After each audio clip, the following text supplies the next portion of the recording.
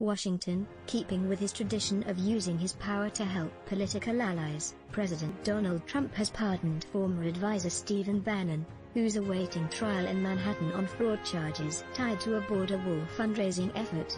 The pardon is unusual because Bannon has yet to stand trial, but it has a familiar ring for Trump because he granted it to a longtime ally who got into trouble with the law. The president has pardoned former campaign chairman Paul Manafort and former National Security Advisor Michael Flynn, and he commuted the sentence of longtime ally Roger Stone. Bannon was one of 4 people accused last summer of defrauding hundreds of thousands of donors in the We Build the Wall GoFundMe crowdfunding campaign to finance one of Trump's signature goals.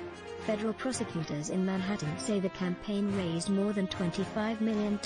Instead of using the money on construction as advertised, the campaign secretly routed hundreds of thousands of dollars to Bannon and 3 accomplices, according to federal prosecutors. Honey Badger doesn't give. Steve Bannon fires back on border wall fraud charges. More than $350,000 was allegedly routed to Brian Kolfage, the campaign's founder, and Bannon received more than $1 million, prosecutors said. Kolfage, Bannon and 2 others were charged with conspiracy to commit wire fraud and conspiracy to commit money laundering, each of which could carry up to 20 years in prison. Ted Boutrous, a prominent First Amendment and appellate lawyer, slammed Bannon's pardon. Trump pardoning a guy indicted by the Trump Justice Department for defrauding Trump supporters over the fake Trump wall is a fitting end to the Trump presidency, Boutrous tweeted. After charges were announced in August, Trump said he felt very badly for his former advisor.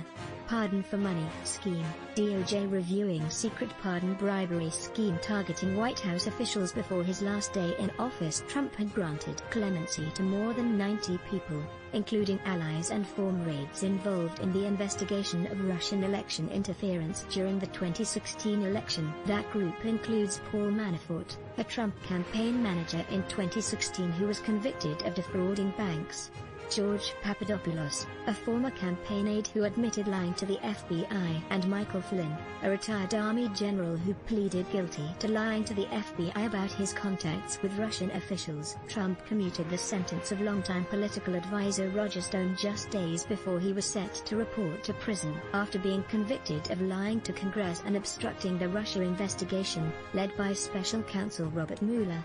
They were among the half-dozen Trump associates who were indicted as a result of former special counsel Robert Mueller's investigation into Russian interference in the 2016 election.